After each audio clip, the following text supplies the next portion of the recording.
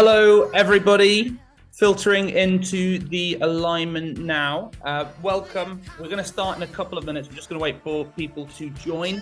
In the meantime, you can enjoy this wonderful Tina Turner music. And if you want to put your job title and where you are in the world in the chat, like I can see my colleague is now, it'll just give our speakers a sense of who's in the room with us today. I know we've got localization professionals, product professionals, everything else. So do just put your job title and where you are in the world in the chat. And welcome to everybody who is just coming in. It's very empowering music, this. Hello to everybody just joining us. I can see more people filtering in just now. If you've just joined us, do put your job title and where you are in the world in the chat box. That'll just help our speakers get a sense of who is in the room with us, who we're talking to, and who is joining us here on the webinar. Hello to the person in Canada. Always great to see a global audience. Sadly, I always think that that Australians are unable to get into this webinar, so that's a shame. Okay, I think we've got to start in a couple of minutes, but hello to everybody just joining us. If you are just joining us, just put your job title and where you are in the world in the chat, and that'll give our speakers a sense of who they're talking to. Fantastic. Okay, well, we've got a lot of content to get through today, so I think that anybody else will have to wait. I am going to begin sharing my screen. Hopefully everybody can see it. Unfortunately, I've ended the music. Welcome, and welcome to the final 2023 episode of The Alignment. For those of you who have joined us over the previous 6 episodes, thank you so much. I know that a few people have been with us for every episode, so thank you to you guys.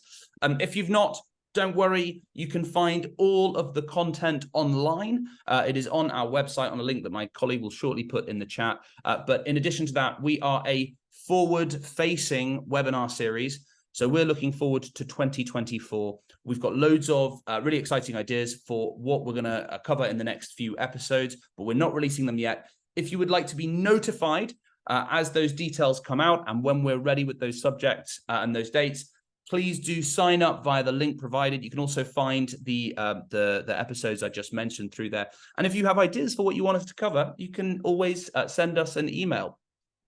And thank you also to people who are joining us for the first time. We are global app testing. If you don't know what we do, the clue is in the name. We help the world's biggest software businesses understand their global product experiences by testing in environments around the world which represent their real users. That's functional performance, UX, scaled insights, other kinds of testing. Since we're talking about inclusivity today, one really vital and important category of inclusiveness is accessibility.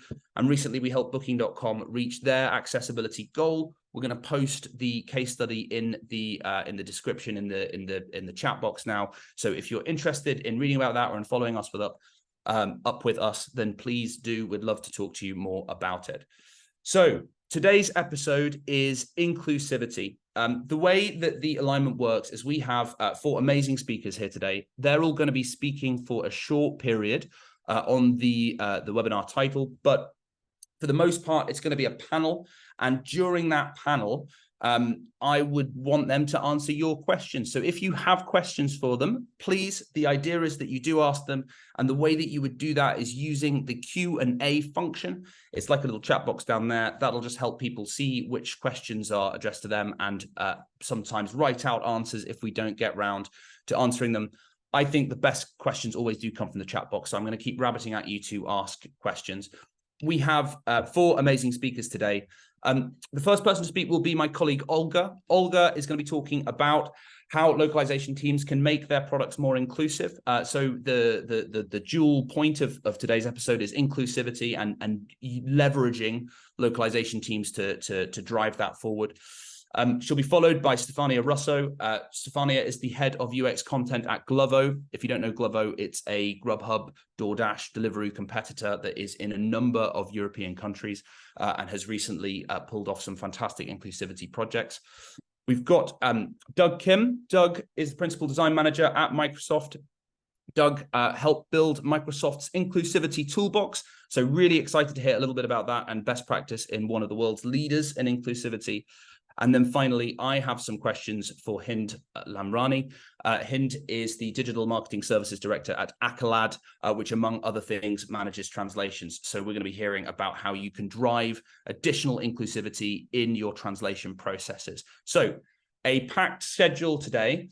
I have been talking for a long time, so I am going to hand straight over to Olga, who is going to be telling us about localization teams making their products more inclusive. Over to you, Olga.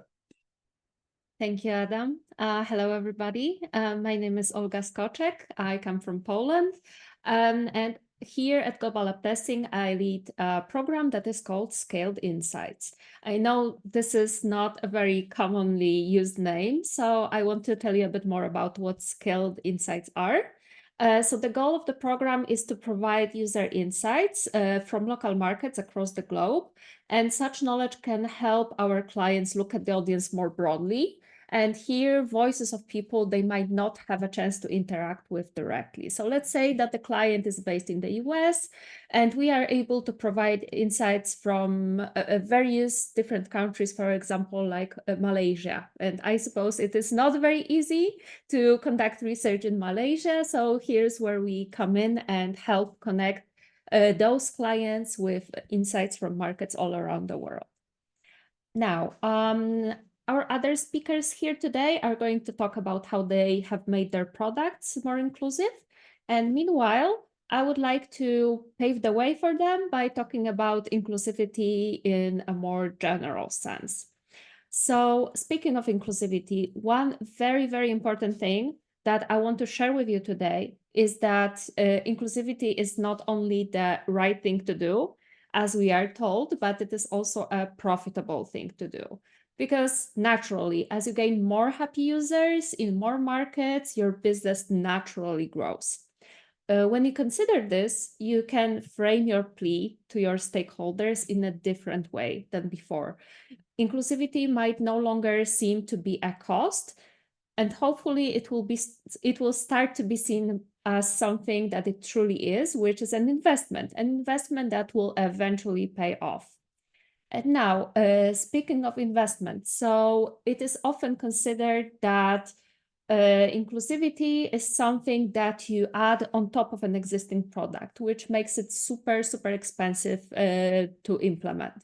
However, when you think of it as something that you invest in from the very start, when you proactively take it under consideration at every step of the way, it becomes much easier. And it's also the same case with accessibility and localization.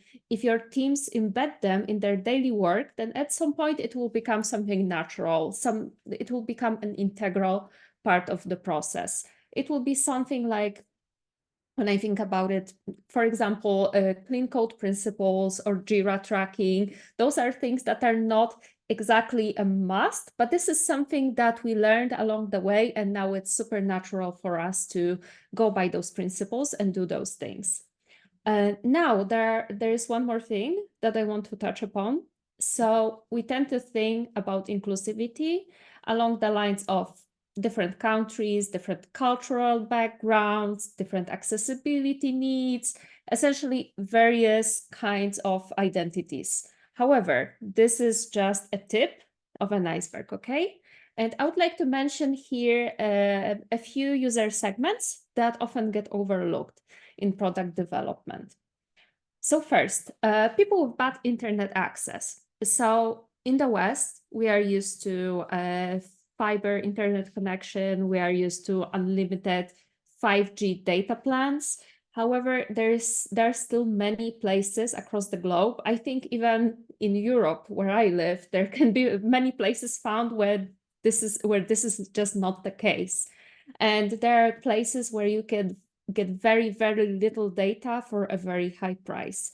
So if we make our apps, our websites heavy, they will not reach users who are in those places.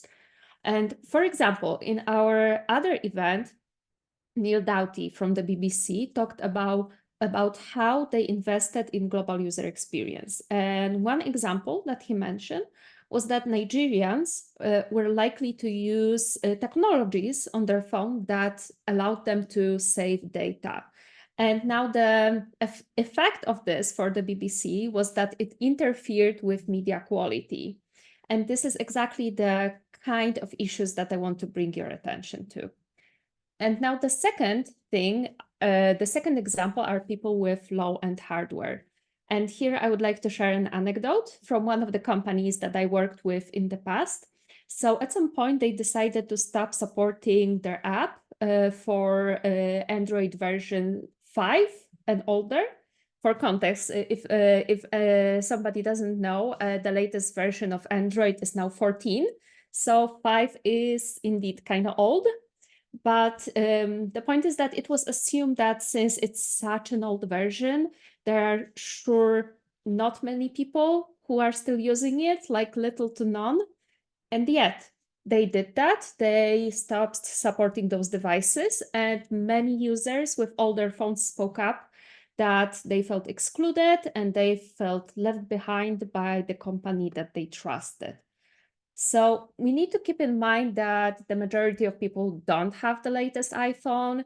They might not even have a mid-range phone, and they are likely not to be replacing their device every 2 or 3 years. And here, fun fact, even Chris Evans, aka Captain America, used iPhone 6S for many years until Apple finally stopped supporting it. And the guy is a millionaire. So, you know, it can happen to everyone. And this list of segments, of user segments that we need to think about can go on. So we have people who can pay by card, people with different purchasing power, different levels of tech savviness. And there's one thing that they all have in common, and this is that they are your potential users. There are people who might want to use your product. And now I want to leave you with this big, very important question that you need to ask yourselves. Will you let them use your product? Okay, thank you very much. And now let's go back to Adam. Thank you very much, Olga. I did not know that about Chris Evans. Really, really interesting there. I'm going to be rabbiting on the audience to ask questions throughout this. I can see nobody has yet, but first I'm going to turn the tables on you. We actually have a poll, which my colleague is going to launch into the chat. Yep, it's popped up in front of you, or it has for me. I know people can't read this who are viewing after, so I'm just going to read it out for them. The question is, what does your business believe is the most important reason to build an inclusive product? So is it, like Olga says, a commercial reason, or is it one of those others? I am going to leave that open while our next speaker talks, if you want to fill in your answer. And then what we will do is we will review that while we're on the panel section later. So our next speaker is Stefania Russo. She is the head of UX content at Glovo, and she is going to be telling us about fostering accessibility, the dynamic duo of UX writing and localization. Over to you, Stefania. Hi everyone. Thanks, Adam, for the introduction. So yes, as Adam said, today I would like to talk about how actually content plays a key role in making a product accessible and inclusive. So before going into the localization, let's take a step back and think like how the product is written. So in general, the absolute basic of UX writing is writing an inclusive way, meaning that we need to use a language that applies equally to all gender, races, religion, sexual orientation, and also level of education. And usually the first thing that comes to mind is gender inclusiveness. So for instance, just to make some examples, so it's always best practice to write form that do not mix sex and gender, that we always have include non-binary options, and we use very neutral words like people, person, neutral forms like them, they. But it's not just gender.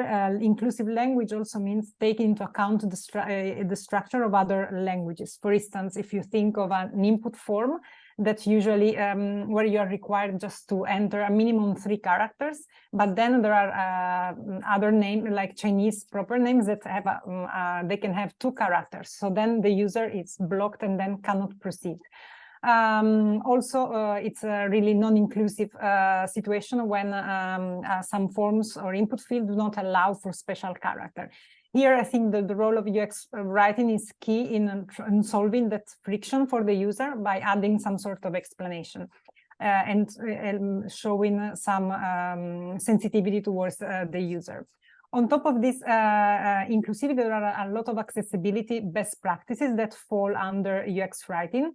And they are, for instance, when you have a visual content, you need to make it accessible by adding an alternative text. The same for audio content, you need to use closed captioning, like explanation to what actually has been appearing on an audio. These practices are key when users access your product through a screen reader. Of course, another very important part of accessible UX writing means that you need to always follow some very standard readability guidelines, which means that the content that you create needs to be clear, understandable, that it's really available, understandable by users of all types of literacy. One of the basic is, of course, not using tech jargon like navigate, tab, or Windows, because imagine a low digital literacy user that is navigating your app through via the screen reader. So these terms can be really difficult to understand. And of course, writing a conversational and active voice. These, of course, are very basic guidelines that we have in our content style guide. And of course, then all of these best practices and guidelines needs to be also transferred to all the languages in which your product is available. And for me, localization mission is always making the product accessible and usable to all the users around the globe, or at least in the countries where your product is used. So for me, there are a lot of initiatives that can be done from the localization team to improve the accessibility, inclusivity of a product. First of all, it's super important for me that the localization team is positioned within the company as the guardians of accessibility and inclusivity, especially for those users who are not native English speakers, especially taking into account that only 18% of the human population is a native English speaker. So a few initiatives that we, with my team, we've been running the past few years. So it's been like, for instance, creating internationalization guidelines for both designers and developers. Because our main objective is making sure that everything that is designed, coded, and then shipped to production is actually working fine for all types of users. In the usually very basic localization concept, like allowing for text expansion or keeping in mind different language structures, the bidirectionality of some languages, the currencies, date and time formats, all of this together with some important guidelines about cultural significance regarding colors or gesture is super important that it's actually considered. For instance, when we're always trying to advising all the people we work with that when they, to indicate a status, they use just a red color. It's always important that we use a textual explanation next to it, also for what I was mentioning before, the screen reader. Same for like emojis or icons like the thumbs up, that it can work in a Western culture, but not in Middle East, because the meaning is completely different. So we are always there trying to assess everything that is done from this point of view. Another very powerful tool that we used was doing like a gender inclusive audit of our main application in English and a couple of more languages to start with. We learned a lot. We fixed a few issues, and of course, all the learnings were included in the style guide and used across the company as well. Another stuff that we've been doing lately, actually, one of the latest projects that we did was we have our main application that is available in different languages, but some part of it, like the menu, the restaurant menus, were only available in the language of the country. For instance, if I'm here in Barcelona, menus are in Spanish or Catalan because the restaurant just they have them in this language. But if I'm an English native speaker who actually I don't speak maybe a word of Spanish, then I arrive there and I'm blocked. I cannot proceed with making my order. So we implemented like a machine translation solution there, which actually helped us breaking language barrier and making the products way more accessible, which had, of course, a positive impact in conversion and market penetration. So these are just a few examples how localization can actually contribute to making a product inclusive and accessible. And for me, the main takeaway of this is that content, of course, has a key role in making products inclusive and accessible. But I think that the magic actually happens when accessibility is a company OKR, a company objective, and because this will allow the true cross-functional collaboration between design, tech, product, and of course content people. And then it's when everything becomes on another level. And I think my time is over. Fantastic. Thank you so much, Stefania. That felt like a wall of best practice. Really, really amazing. And I think it's particularly interesting in market, multiple different translations, and the fact that machine translation can make everything so much faster and serve more differentiated products to more people. So now we have Doug. Doug is the principal design manager at Microsoft. He helped build the global inclusivity toolbox. So I'm so excited to hear what he learned along the way and how these things work at Microsoft. I'll hand straight over to you, Doug. Yeah, thanks, Adam. Yeah, I hope we get a chance to ask our fellow panelists some questions, if that's okay, at some point later, because I'm very curious.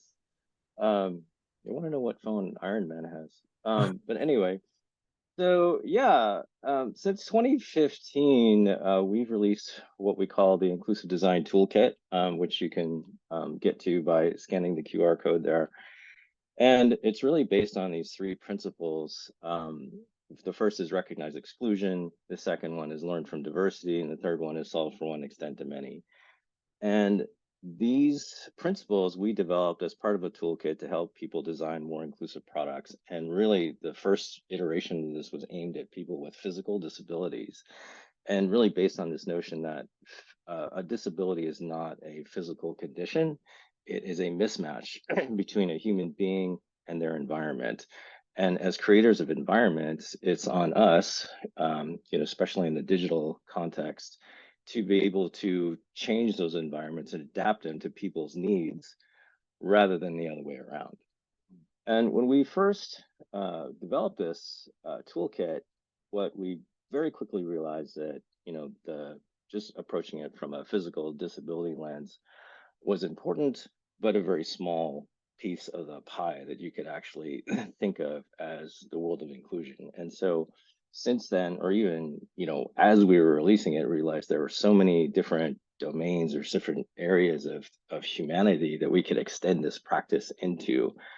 The first principle, like I want to talk about for a second, that's just this notion that unless you are deliberately looking for places where your products can exclude people, you are going to build exclusion into your products, because you're going to be operating based on your lens or the built-in biases that we all have to do things that serve what you assume might be needs for yourself. And so the toolkit, has this process where what we do is recognize exclusion. In other words, look intentionally for areas where we might be excluding people, and then extending that to co-design with people who might have those disabilities or whatever it is that we're looking for that might be a source of exclusion, and then build products that might work for those folks. And then we quickly find that doing so, potentially extends the benefits of that product to all different types of folks who might benefit from the technology. So, one of the most obvious examples of that is closed captioning. It's something a lot of people was developed, obviously, for people who have hearing loss, but now is used broadly by so many different people. Maybe you're watching training videos in the audience, you want to disturb your colleagues, you're looking at the news in the airport, your parents who don't want to wake up your children when you're watching a movie. So it's extended to so many different types of people. Microsoft, we have several examples of these that, we hold up as good, I'd say, examples of inclusive practices. There's a set of technologies that we call learning tools that's available in the Office suite, where basically what we've done is develop this technology to make it easier for people with dyslexia to read. And it proved to be fairly effective for that, especially for younger children. And now it's been extended to a lot of classrooms and lots of environments all over the world where people are learning how to read. It actually, so a lot of people are using it to learn foreign languages or to gain literacy to begin with. So, we find these technologies are really extended in many different environments. And as far as localization is concerned, like this is obviously a great place to look for exclusion. At the United States, we tend to look at things from a sort of a US first type of worldview. And then when we go out into other markets where, our products are like equally used, we often find differences. We often find different points of or awareness issues that we might not have known if we hadn't like co-designed or tried to like work directly with people in those different markets. Like the gender issue that Stefania brought up is really an interesting one. It's something that has very different cultural implications in different markets, and non-binary or gender neutral people have really started to emerge and made it known what a lot of their preferences are. We try to honor that in the United States by doing things like having open fields for pronoun preferences when we're asking for that in our software products. But it's very different in different languages. Obviously there are languages where gender is very highly built into many more aspects of the language than just pronouns, the way English tends to be. And so these are interesting things that we can use that same process of recognizing where the exclusion point is, trying to co-design solutions with people who have lived experience with the condition that you're trying to solve for, and then rolling out products and seeing how the market really can dictate where those products can go. And often we find that this is not just a compliance thing or a right thing to do thing. It's something that is a source of innovation and it can extend the power and reach and the marketability of your product and its desirability, especially to government institutions and educational institutions or places that tend to be more on the more driven by requirements, but also more on the forefront of ensuring that their products do serve all of their their customer base. So yeah, check out the toolkit. The latest thing that we've gone into is neurodiversity. So we're really trying to understand the needs of people with like ADHD and autism and all different types of cognitive conditions. And so we've released a version of the toolkit this spring that helps people understand how to address those conditions and make your product friendlier for them without having to become, experts in neurodiversity. So that's a tricky thing, but it's a super interesting and super rich area that we're trying to learn more about. Amazing. Thank you so much, Doug. We've not had any questions yet. I do have some backup questions just in case, but I do urge everybody on the call to pile in, ask your questions if you can. There has been one question asked so far. That has been by Doug, and I would like to answer it now. Question, what phone does Iron Man have? I've looked it up. I can tell you that he has an LG VX9400. So it's good that the people of Marvel and the people of LG didn't miss the opportunity to do some brand marketing. Olga, you put up your hand. What? That's Iron Man. Robert Downey Jr. is a different story.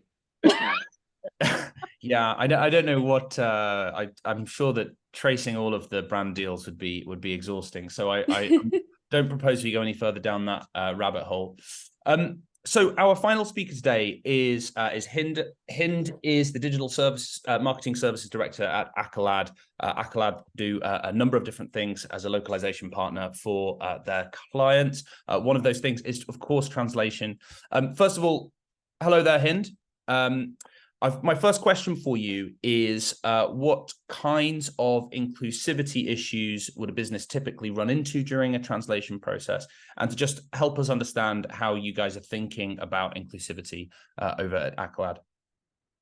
Yes, sure. Hi, everybody. Yeah, inclusivity is a real issue, and it starts like there's so many problems that can emerge from that. And I'm just adding to the list of everything that we've heard this evening from Olga and from Doug.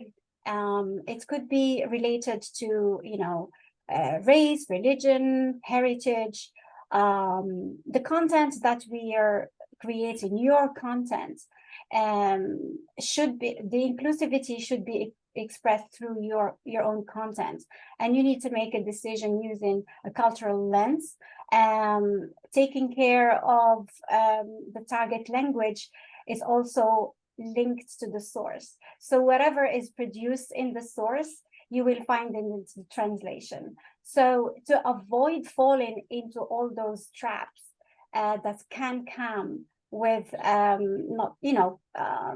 unconscious bias and stereotyping. For example, if it's present in the source text, you will find it in the translation. So as a solution, we highly recommend to our clients a cultural analysis or source text analysis.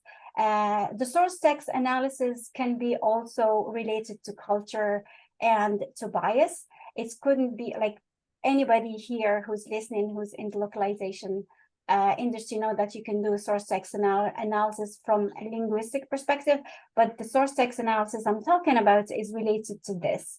And you could identify any unconscious bias and stereotyping in the source text in order to make sure that it's not portrayed in the target language during translation.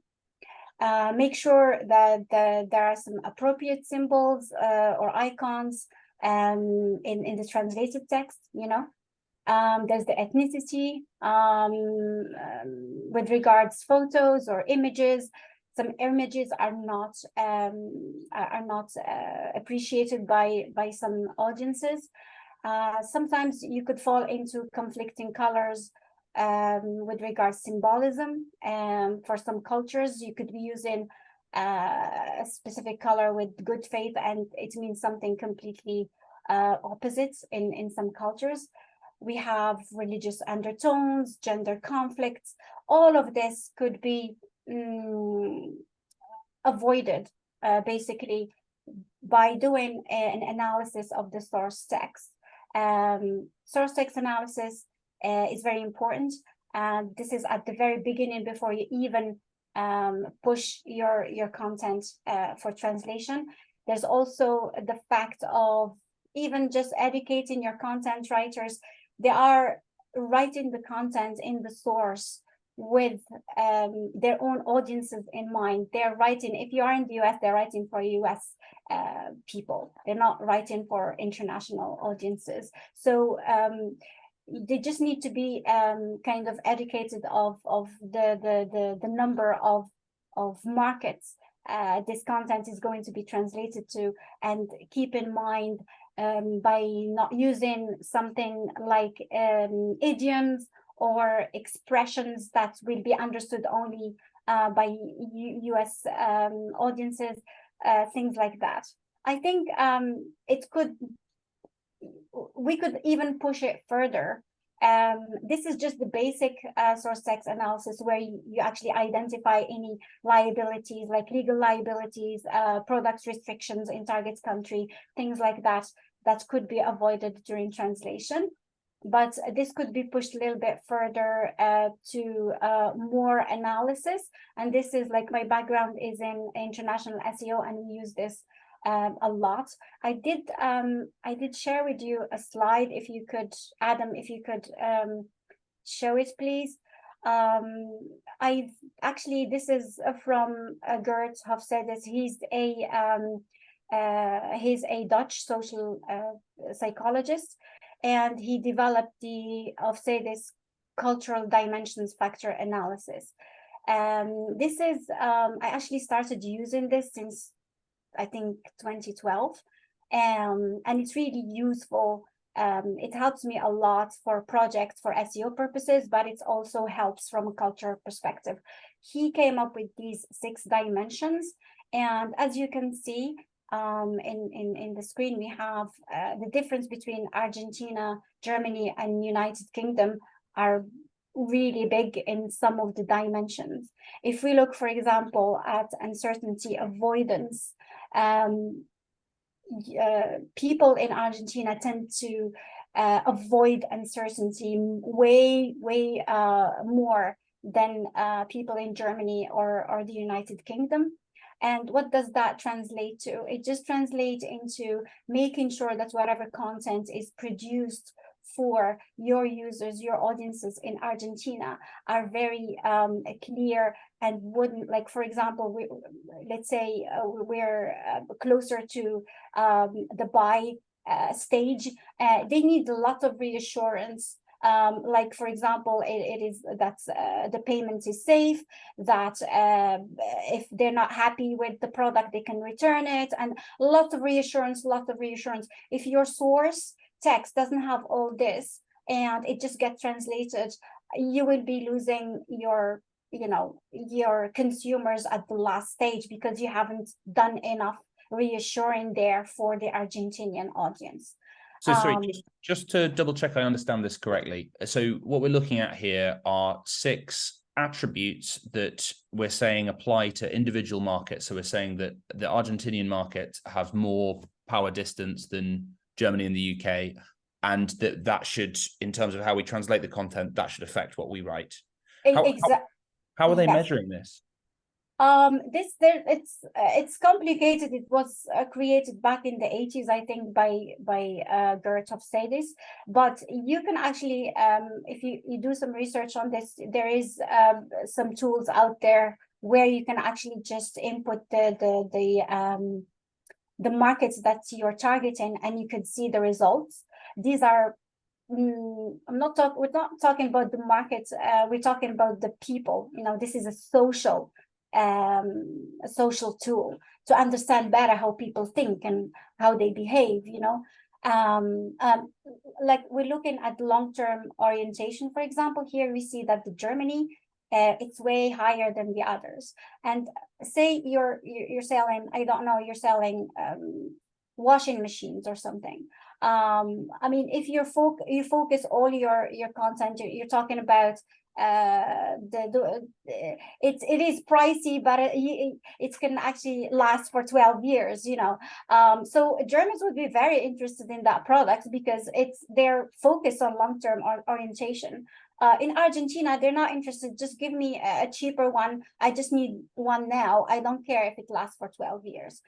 So it's how you the source text, whoever you've written that content at the start, your home market should definitely be adapted based on the other social dimensions of your audiences. So this is another element that we could add on top of looking at the colors, ethnicity, biased language, gender, and things like that.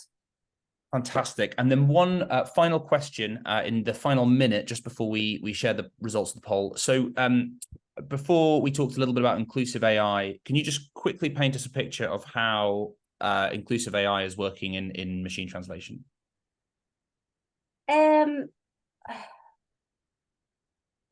Well, there's already bias.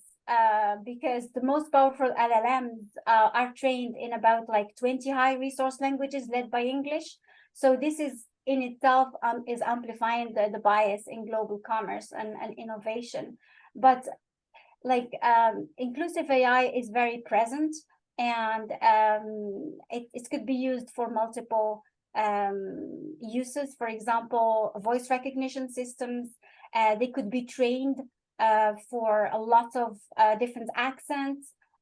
So the voice assistant is trained on a diverse range of accents and dialects and can understand all users, for example. It works actively to identify and mitigate bias. We actually at Acolad, we do have an internal tool that was developed by our own developers to help. It's an AI tool. Originally, it was created to check for quality. It's a quality rater, and we added the inclusiveness score to it as well. It measures from 0 to 3. It measures the sentiment score, positive, negative, or neutral, and inclusiveness from 0 to 3. So these things are already happening. It's not new. So there are so many ways to train the machine to help us figure out, whatever the machine is producing, what we give it. It's, garbage in, garbage out. So again, the data sets that train the machine should be clean and should be coming from a variety of cultures, of languages, and like the more data we give the machine, the better. Amazing. Fantastic. Okay, I'm really excited to get to the panel now. I just want to very, very quickly run you through some notices. Acolad with us today have an offer. You can win a free localization session with Acolad. Elevate your business with a complimentary 30-minute consultation. If you scan this QR code, you can get on that. I think that my colleague will drop the link in the chat as well. If you don't have time to fumble with your mobile, then you can click it directly there.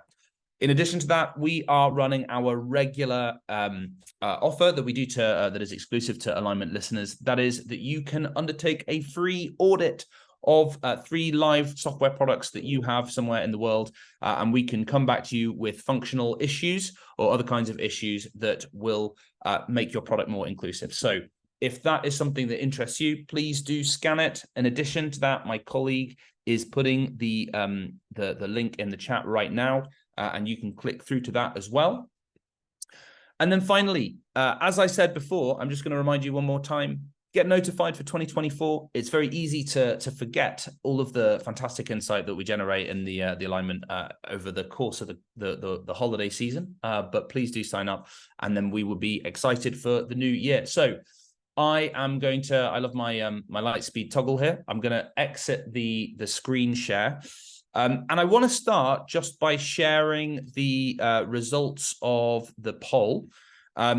So for people who can't see, who are watching after the fact, question was, what does your business believe is the most important reason to build an inclusive product? And what we have is driving better customer experiences as by far the most popular answer, followed by commercial reasons, followed by the moral argument, and then finally, regulatory reasons in last place ahead of like reputational reasons. So just out of interest among the panel, is this kind of what we expected? Has it surprised anyone on the panel? No. I think yes, improving the accessibility and inclusivity of the product as a incredible positive aspect on the user experience, as well as, of course, commercial reason, because then you increase the market penetration, you reach more users. So definitely it's and of course regulatory and moral, then it's an ethical thing to do. And lately more and more there are a lot of regulations that oblige, of course, companies to have accessible products. Nobody put reputational reasons, which is kind of interesting, because we sort of think sometimes about sort of culture war stuff and maybe fear that lack of inclusivity is going to come and bite you. Is that a sort of interesting thing? Does that surprise anyone? I think yes. I mean, it's very important, especially in nowadays, that reputation. I mean, having an inclusive and accessible product improve the reputation of the company. So yes, I think it's important, but I think customer experience is more important in the end. Amazing. Well, I'll dive into the questions then. So first one, does delivering a higher standard of inclusivity always mean spending more money? Are there free ways to be more inclusive? Is this something that we would associate with taking on additional costs for your business that you have to make a budget argument about? I wonder if anybody on the panel has experience dealing with or asking for additional budget for it, or whether they have some sort of low cost things that you can do to make your product more accessible today. Yeah, I can take that one. Well, if it's interesting to follow up to this poll, because I think if you're interested in driving better customer experiences, then that's where you invest, right? That's where you put your money. And if you're in a business, and we think of it as not an extra cost, but redirecting the costs that you spend. If you're spending money on customer research and understanding what your customers really value, which hopefully you are, then you're doing work to understand how well your product resonates with your customer base. And so what this does is just simply say you are expanding your reach and your understanding of who your customer base is, and you're spending your money accordingly. Now, having said that, like, we definitely believe that you shouldn't ask for free work or free labor, especially from people with disabilities, to give you feedback on your product. Like, everybody has a different way of working with customer research. But one of the issues that we really think a lot about is how to treat the audience that we want to be inclusive of with respect, and to really compensate them fairly for their time that we're asking for. And so we have developed new relationships and do with vendor agencies, for example, who specialize in working with people with disabilities. And sometimes those things can be more expensive than working in a conventional way. But I feel like that's a sort of sign of where we are, as a tech industry, and hopefully won't be that way for forever. Does anybody else want to come in on that question before I move to onto the next one? No, can't tempt anybody else with it. Doug, this might be related to you because it does relate to something that you said, but I'm going to ask it to the whole panel. You said that that if you don't build inclusion into your product, that you're going to end up being really exclusive. And I wonder if you could give us a 1-minute overview of what a process looks like to actually to build inclusion into your product, to prevent yourself from being too exclusive, and recognizing maybe when your product is exclusive. What does a data process look like to help you understand that? Well, yeah, sure. One thing that we've been doing lately is working with people with low vision. So people who tend to use magnification, in some cases extreme levels of magnification, to look at screens, 400%. And occasionally some of these audience members also use that with screen reader technology in conjunction. So they do have some vision, it's just limited. And you find that working with them and working directly with them, if you try to replicate that experience yourself, you can, but you don't really understand what it is that people deal with day to day when they experience this. A lot of times software is laid out in ways that put controls or sequential steps in opposite places on the screen. And so when you do that, people are with magnification issues or using that technology can often miss critical things. Same things one example is you're with a pop-up or a modal dialog box pops up, you're focused on one part of the screen, and it can either kind of take you away from where you're focused into some place where you don't recognize where you are, or in a case of modal, it can actually pop up and block you from doing anything without you being able to see what the modal is or where it is. So these are things that if you're a conventionally sighted person and you're looking at your screen from that perspective, and you never think about what it might possibly imply for somebody who's using extreme magnification, then you're going to exclude those people. Your experience is definitely not going to be ideal for those folks. Olga, you've got your hand up. Yeah, I raised my hand because I wanted to say something regarding how we can try put ourselves in that position, but we can't exactly. So I remember when I was at a presentation given by a speaker, by a blind speaker, and he showed us how he uses screen readers. I would think, oh, okay, screen reader. It probably works like audiobooks or podcasts. It's the speed of screen readers is like very, very, very high. So it's for somebody who isn't used to it, it's like you can't really understand because it speaks so fast. And he explained that for him, if he listens to something read by screen reader on like on a normal speed, just like we speak right now, it's incredibly annoying. It can be compared to us trying to read a book and going letter by letter or word by word. They, just like we scan the text, they scan the audio. And I just thought that was something very interesting. And for me, it's like the best example of how I had a completely different idea of what the experience is like. Interesting. So I've got a more general question here. Obviously, we've talked about lots of different categories of user difference and lots of different accessibility needs or other kinds of inclusivity requirements and needs. I wonder how the panel would recommend which group of users they're going to prioritize next. Obviously, we'd love to cater to everybody all at one time, but in reality, we've got a limited product resource, a limited content resource. How do we decide which projects we should take on in order to make our product more inclusive? From what I've seen, of course, there is, of course, like there should be accessibility experts in the company, especially like, I don't know, from the design and tech perspective. Then based on also on the data that based on the usage of the application, you can actually have a better understanding of who actually your audience and your users are.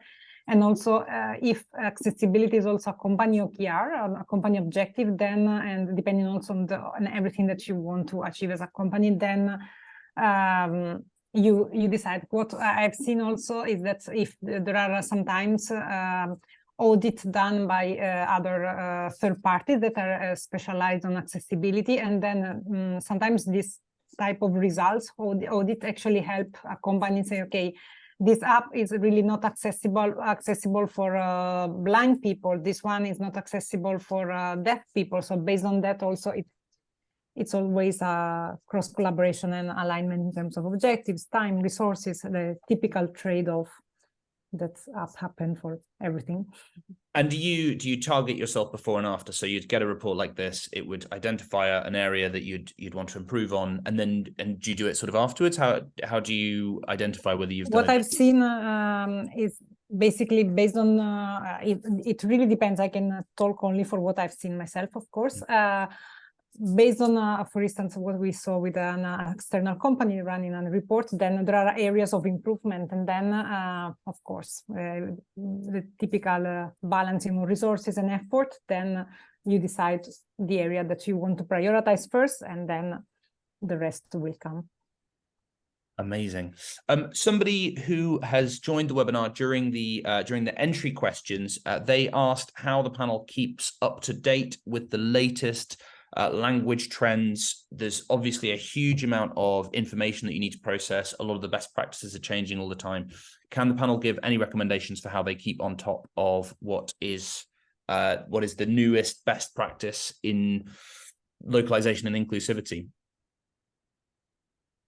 I can answer, sorry. Of course, yeah. So what resource that I really like is the readability guidelines that are available on the Content Design London website. It's really very well organized and generic, like accessibility with inclusivity part. And then, of course, accessibility is very famous or VIP topic lately. There are also a lot of resources about gender inclusive language that are available. I think I can also leave some resources that I actually use. There are a lot of websites, UX Content Collective, all of that tackle inclusivity. Amazing. I've got a question here, which I think might be relevant for Hinde. So somebody who entered the webinar, during the entry question, they said, how do you give linguists enough context to localize a website inclusively? Is there an LQA step? How do you manage that sort of thing? So yeah, I think maybe for you, Hinde, but if the other rest of them come in. Yeah, we do ask for a lot of reference material from our clients and background information about every piece, you know, of the content, and also we have a relationship with our clients where we try to segment the content. You mentioned website. For example, a website, you cannot push the whole website through the same localization process. Some of those pages will be transcreated because they have highly creative content, marketing content that can be just translated, needs to be recreated in a creative way, taking into consideration, of course, all these the items that we mentioned before, and some other types of content which are factual. Like, for example, you have dimensions of a table or something. All of that can just go through normal translation. So first of all, identification of the type of content that needs the extra effort. And going back again to your cost question there, you need to choose the right content that you need to invest all that money on and figure out, you know, it's highly visible for your target audience, it's marketing content, it's or product content. That's the content where you should invest in all of these steps.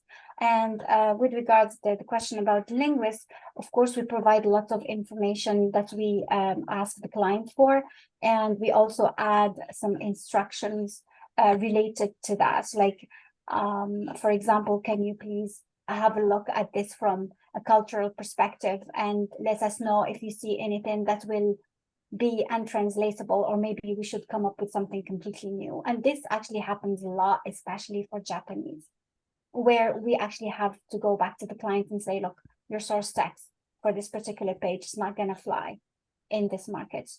We need to create something new that actually speaks and resonates with local audiences. Fantastic, thank you. I've got a couple more questions I just want to whiz through.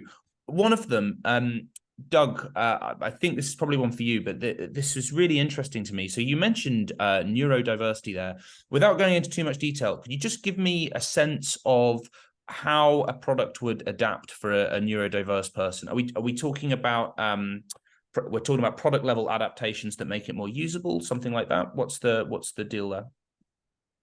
It's actually interesting. It's not too different from the approach that Hinde was talking about with her, but various dimensions of tolerance for various qualities. So in our neurodivergence or neurodiversity toolkit, what we've done is identified 6 different factors of dimensions that can cause extra cognitive load.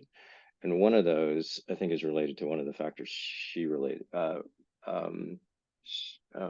detailed in that chart.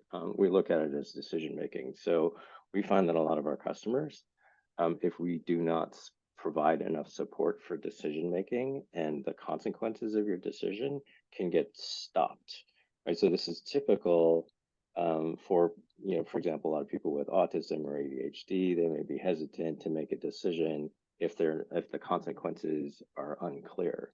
However, with the toolkit, you don't really need to know about the condition. All you need to do is analyze your product to say, am I supporting decision making in a supportive way that allows people to have all the information that they need and be aware of the consequences before they get a bill, for example, for the services that they've made a decision about.